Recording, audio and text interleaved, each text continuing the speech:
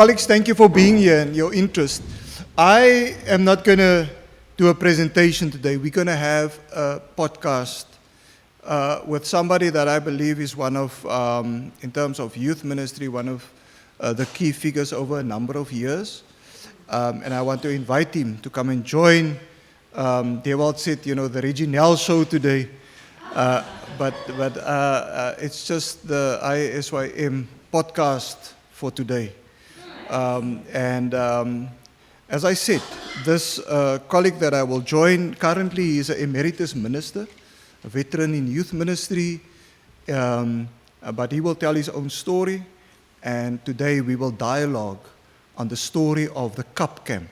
And it will all be revealed what the Cup Camp is. So let us put our hands together and just welcome Reverend Jimmy de Wet.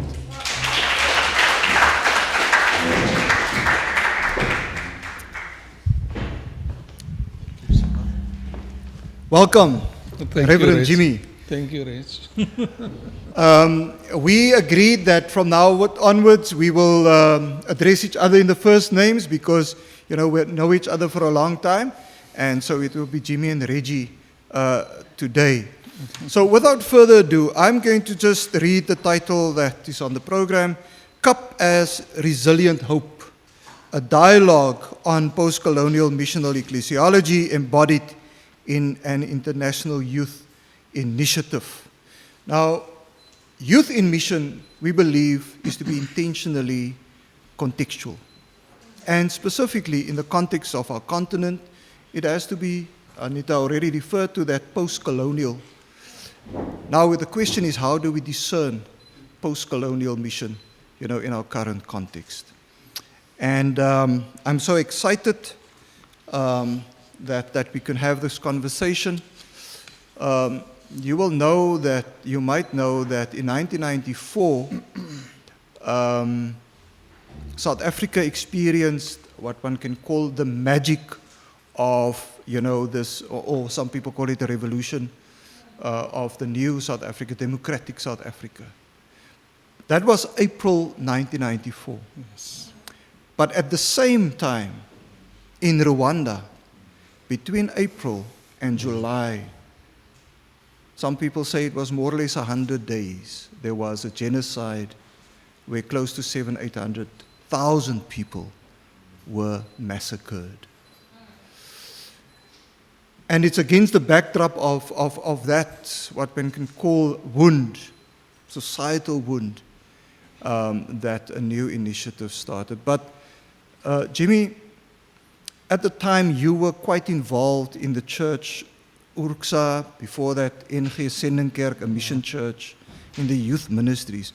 Where were you during that time, say 1994, when all these things took place? What was your role, at the time, just so that the audience, everybody knows who you are? Thank you, Reggie. Good day to all. Thank you. Yes, Reggie, in 1994, I was a local minister in the congregations of Robertson and Robertson East. And I was serving several farms in that area, farms that were part of the original creation of the UDF. What does UDF stand for? What is that? United Democratic Front. Where did that come from? Yeah, it derives from the struggle that was in South Africa against the system of apartheid and the need to have some unified voice against, and a lot of people from the farms and from rural communities, in consultation with some leaders, known leaders at that time, came together and formed this front as an agent to drive the struggle in South Africa against apartheid. Okay. So I was in Robertson, in the Boland area, a rural community, Afrikaans-speaking community, the Dutch Reformed Mission Church, former Dutch Reformed Mission Church, now Urksa, the Uniting Reformed Church in Southern Africa. Okay. I was also part of the local structures to address the injustices of the society, the civics organization, chairperson there with some people.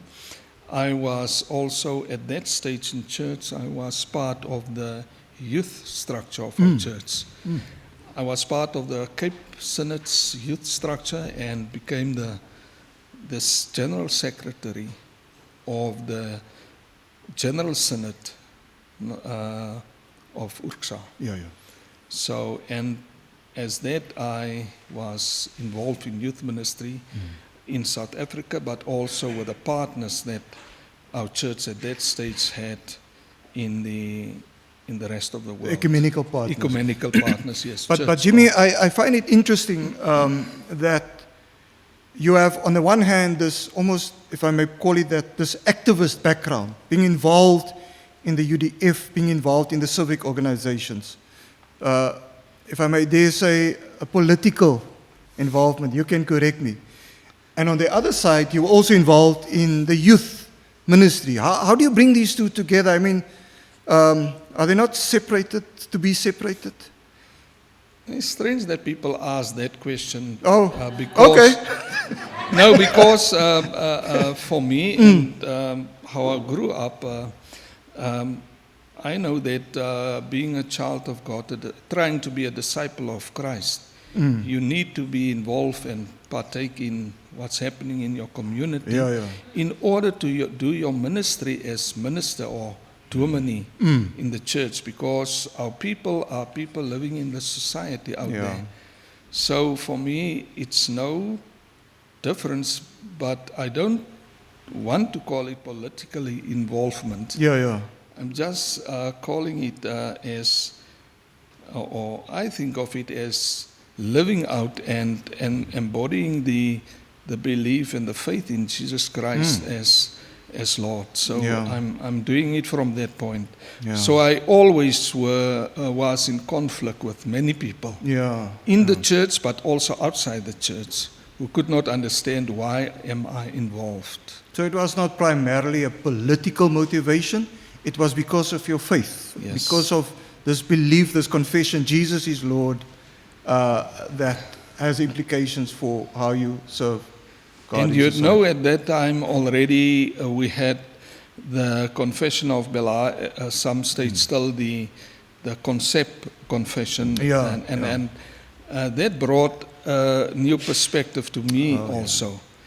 Especially when the confession called us to stand where God stands, with the poor, with the people who are oppressed, and not to be the spokesperson of the emperors and the Absolutely. So for the colleagues here, the Belaar Confession was accepted in 1986 as a confession that, confessed that Jesus is Lord, and not political parties. But now let's jump into, where did CAP come from? I mean, in the midst of this, so you have this passion to serve Christ, you have this commitment to young people, and you are a dominee.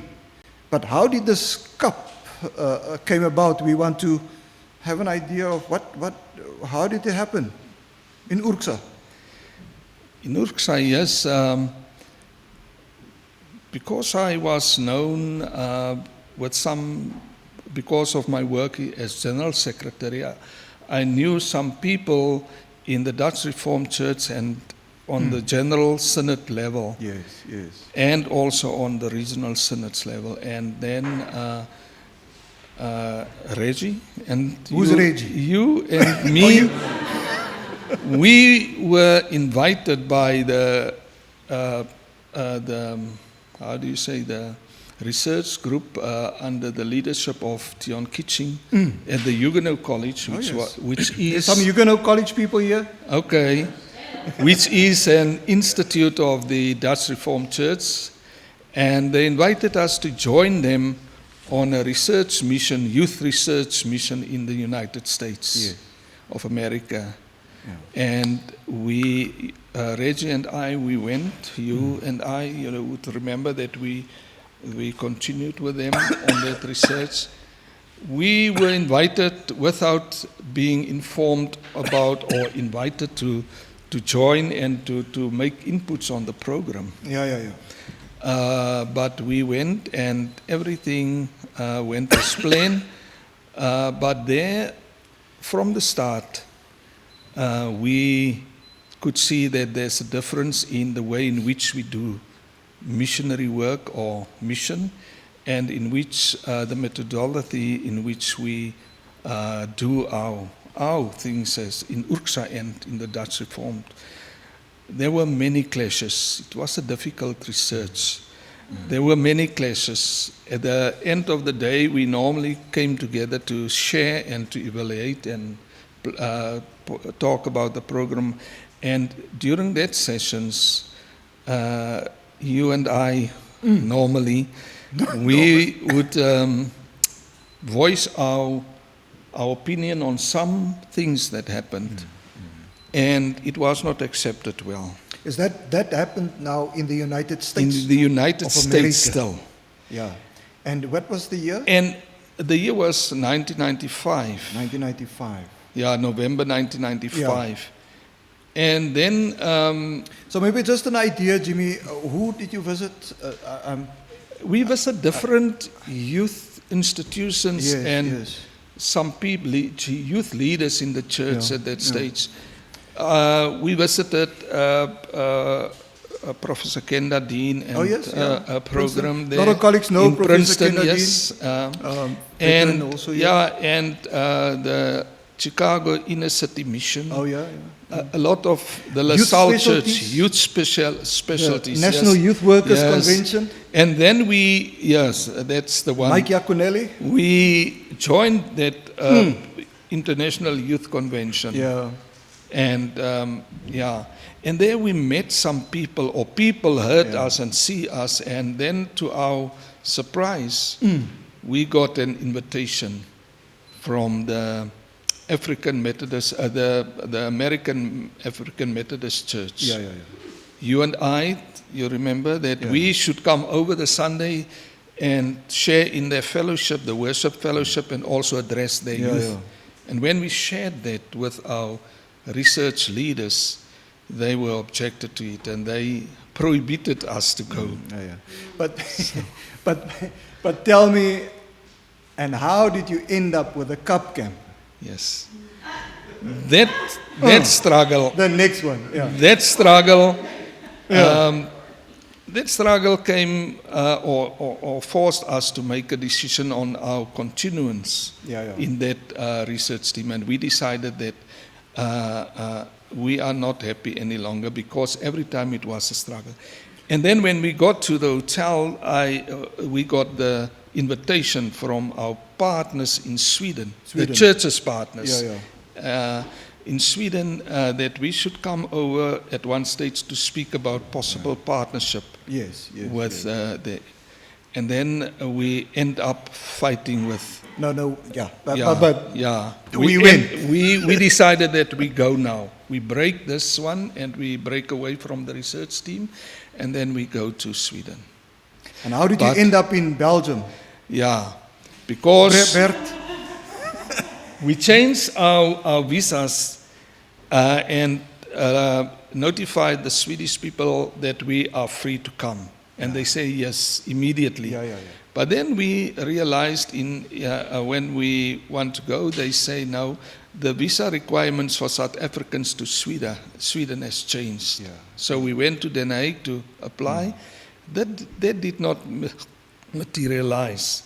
And then we were stuck in the Netherlands. Stuck in the middle. In the middle, in between worlds.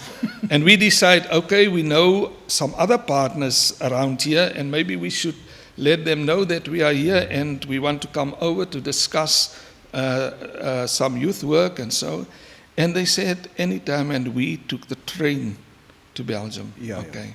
And there we were met by the then assessor of the Dutch, of the VPKB, the Verenigde Protestant Church in Belgium. in Belgium. Right. Dr. Egbert Rose and two of the members of his church and world group, and some youth members, youth leaders Okay. from the church. So we went and they invited us to a meeting to discuss the partnership between URCSA and Belgium. All right. Now, colleagues, there's a reason why we take this whole long route, this narrative route, because we also want to illustrate, how it unfolded, almost unplanned. It wasn't planned in an office here in Belhar, Yeah. or in some boardroom, or perhaps, at the faculty. It is really an organic process how it unfolded. And then now, back to CUP. Yes, we really didn't think that we would end up at any other place than in America. So we are in Belgium now, and they explained to us that they have, since 1992, they are in a partnership with the EPR in Rwanda. What does EPR stand for? It's the Ecclesia Presbyterian of Rwanda, Yeah. the Presbyterian Church in Rwanda. And they have a project that they are doing together called the CAP, Comrades, Artisans and Partners. What is the Flemish word for that? For I'm testing your Flemish now. Kameraden, artisans and Arbeiders. arbeiders and partners, vennote. Yeah. Tell me a bit about this meaning of these words: kamerade, arbeiders, partners, CUP. Yes. What? It What does it actually say? says what it says. Oh, okay. Young people should be comrades. They should fight for a certain goal together. Yes. Friends in that, and they should work together, and they should be really have shared ideas of where they want to go. Yes. And yes. that's what the CAP camp stand. And it was since 1992, and the next CAP camp was supposed to be in Rwanda, but because of When the was that supposed to be in Rwanda? 1994. Sure. But because of the genocide, it did not take place, it did Yeah. not materialize, and then they decided that Belgium should be the next host in 1997, and they But I just want to, I will constantly interrupt just to give context. So here we have this CUP initiative, Kamerade, Arbeiders, Partners, Comrades, Artisans, Partners, between Belgium and Rwanda. Church in Belgium, church in Rwanda. 92, there was the CAP. It was planned for 94, and then this massacre. massive genocide erupted,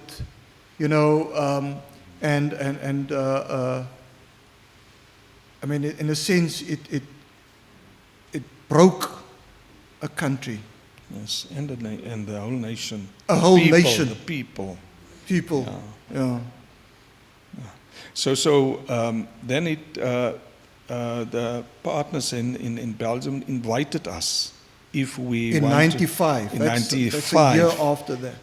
to The become genocide. part. And they told us that they already discussed, because at that stage the VPKB the church was involved very heavily in the struggle in South Africa, Oh, and yes. in our church, the United Reformed Churches, and in different organizations in South Africa. And they discussed it, and Rwanda welcomed the idea of another African partner Yes, being yes. part. So they invited us formally, and should our Moderman approves, then CAP will be the third partner. Yeah. And so we became partners because the General Synod approved of the GSC becoming. Absolutely. So, Jimmy, Comrades, Artisans and Partners, tell us a bit more about the process. Process, okay. What makes this particular initiative different than any other initiative? Why is it not just the old youth missions or, people reaching out to those poor people that doesn't know a God? Okay, you laughed when I said that the name CAP exactly says what it is. And yeah, I think it's different in a different take on the mission, Yes. youth in mission, Yeah. because it's actually not youth in mission and going with them and doing things for them, but it is walking with them and doing and having friendship together, sharing political ideas and stuff, contextual things together, and then working together and showing that as disciples of God, we are called to also take the hard part and working together and being friends with them. So we thought it is different, a different perspective, a different way of looking at doing mission than we were used to, because in Urksa even we were used to another form where people come from the north-south thing, and we come and we do mission between you, and we bring all the other stuff to you, and you have actually no contribution to make. Yes, yes. So this challenged that idea. So there was three things that I hear. I hear an intergenerational dialogue. Yeah. I hear dialogue. And I also hear this word reciprocity. Yes. It is not a one-way direction of resources. It is an exchange of resources. And where young people, pastors, youth leaders share space together, but also young people, pastors from Africa, from Europe. Yes. Is that You're the correct summary? Yes. The word that you used was correct, because it's a two-way street.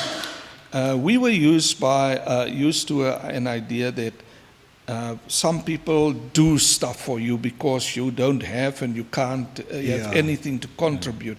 That idea was challenged in the Cap Camp.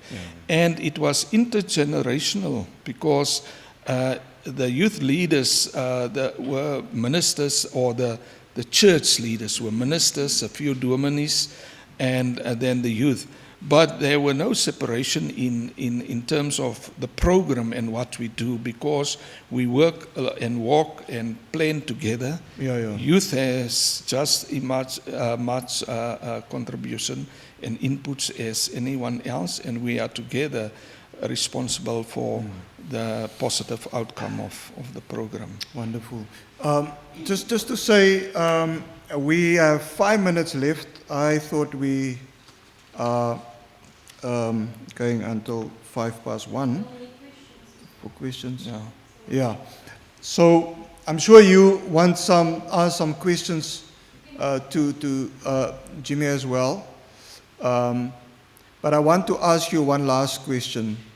No, two last questions. The second last question would be, out of this intergenerational dialogue, out of this dialogue between, young people from our continent, Africa, South Africa, Rwanda, young people from Belgium, and Sweden also joined later, Germany, the Evangelical Church in Germany also joined later. In Rwanda, something really significant happened in 2001. Can you maybe just share a bit about that? Yes, when we were in Rwanda for the pre-cap already, we realized that Cap Camp will be a challenge, because it's a nation who are still dealing with the experiences of the genocide and trying to establish to celebrate the decade of peace. So in Rwanda, there was a march, a big march to celebrate that. Who marched? Who organized the march? The people of Rwanda, but also the Cap campers were part and parcel. And we had the privilege of being some of the speakers, motivating the nation to continue to strive for peace. Because one thing that really struck us and was remarkable about the Rwandan people at that stage was people who were still wounded. people who are still trying to rebuild their lives, people who they have enough reason to hate and to destroy, but there was a resilience in terms of looking for reconciliation. and Resilient peace. hope. Yeah, that's why resilient hope. They believe that is not Rwanda. Yeah. And we together, we can rebuild and live as perpetrators and inhabitants or victims together. Yeah. So we were part of a big celebration with cultural events where the then president, Yeah. Dr. Andre Karamaga, led the service and Yeah. all participate. Yeah. And I wanted to come to this confession. So out of this emerged this dialogue, this discernment, Yeah. and Yeah. if you could just say something about this Okay. confession quickly. Every camp has a theme and Bible studies, and Yeah. throughout the camp, as the Bible studies continue and the projects where we work and evolve, then there's a team of people working to put together a service for the end of the camp. So a liturgy And normally service. also a liturgy and a statement, declaration or something. And when we were at Kibiwe there at the mere, Yeah. the seaside, the lake. the seaside, at the seaside, then a few of us with youth leaders and ministers, we prepared that declaration, and Yeah. at the ending service, all the campus and the community people that joined the service confessed or declared that together. Yes. And with that we said, never ever again we would let people destroy a nation. Can I read like that. some of this Yes, Kibuye yes. declaration? I think it would One. be good if you have time. We believe in God as the living God. Therefore, we reject any claims of kings or queens, president, economic powers, and institutions that undermines the kingship of God.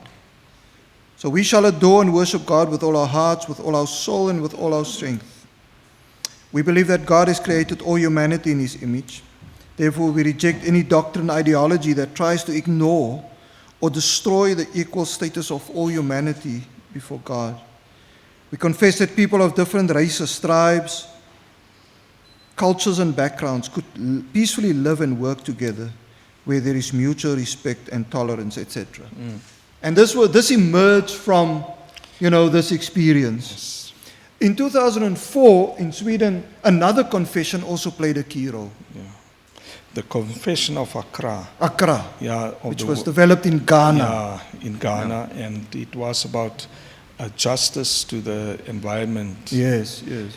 And the theme for that year was about the environment. It Yeah. was actually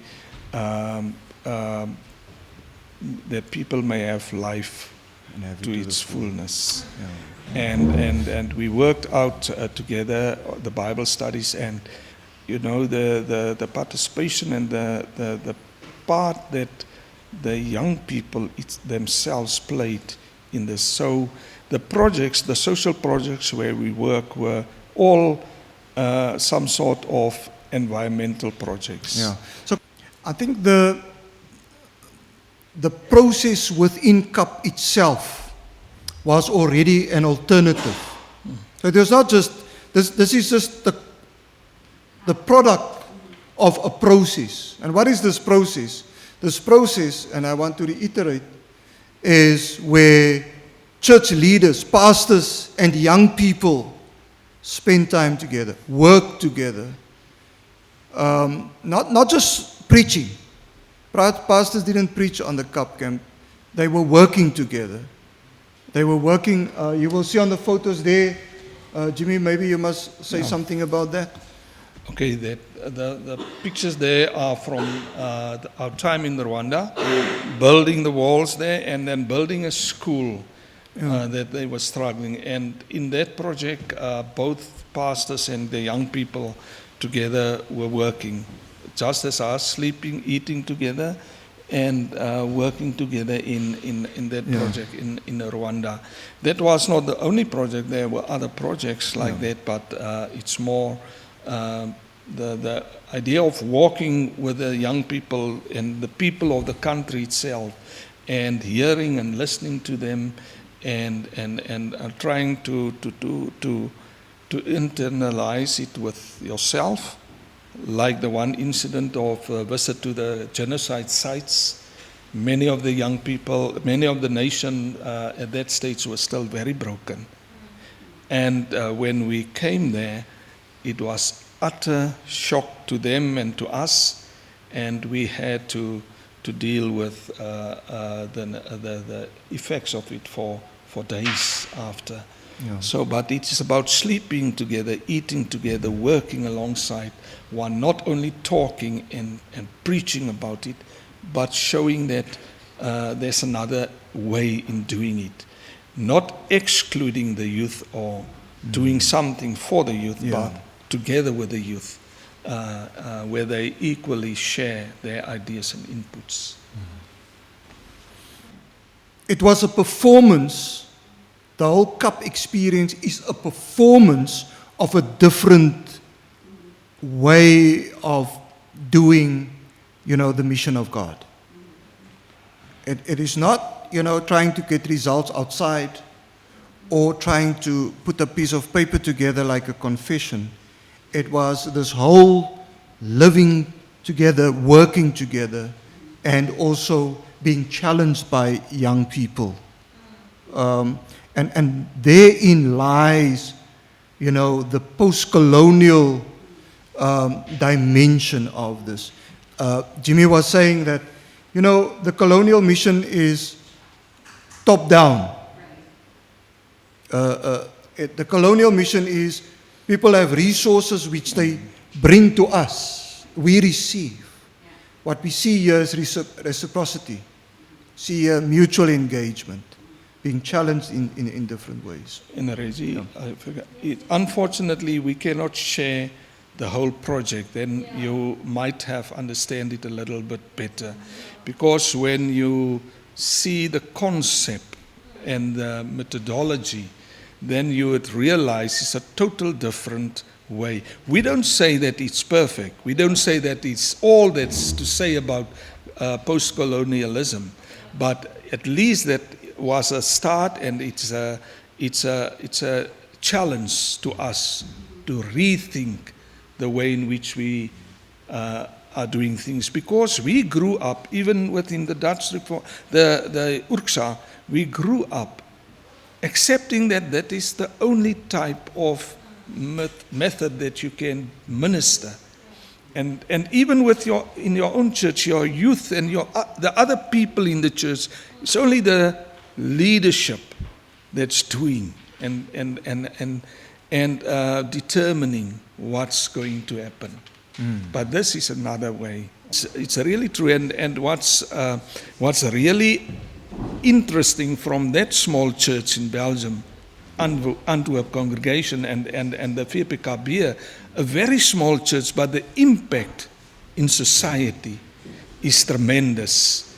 We didn't speak about the projects that we did there, that the youth do, but it's really contextual things changing the way in which the church exists in its community.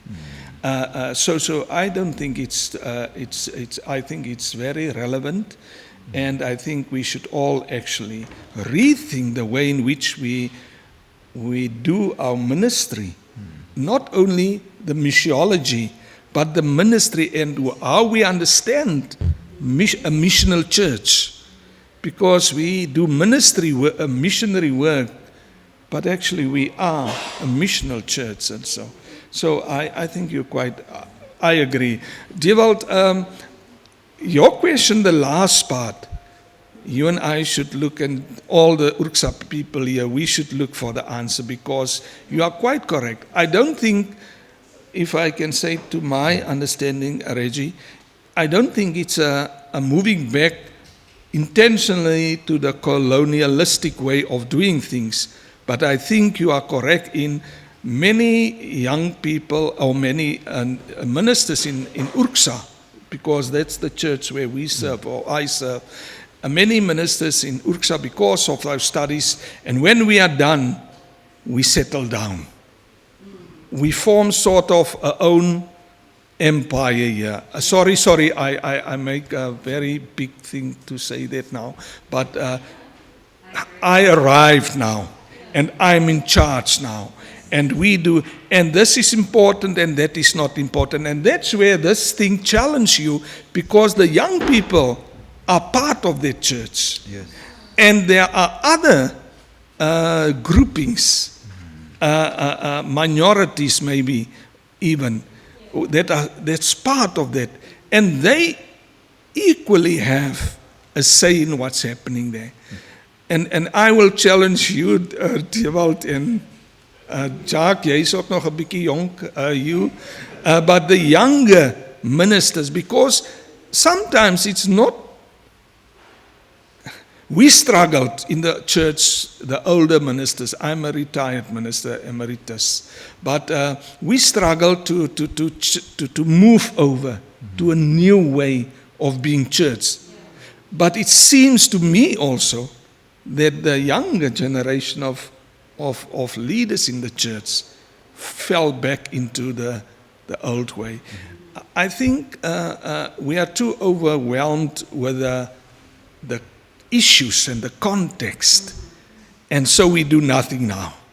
And I think we forget that the little you can change, you must change. Thank you, Reggie.